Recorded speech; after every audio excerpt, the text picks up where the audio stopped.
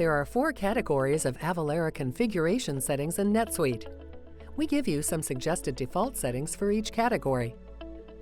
The general settings define your NetSuite item, customer, vendor, and miscellaneous info for AvaTax. The tax calculation settings provide details that help us calculate your tax in a variety of situations. The consumer use tax and input VAT or value-added tax settings tell us if you need consumer use tax calculated for your vendor transactions. These settings also state if you need to verify a vendor's VAT.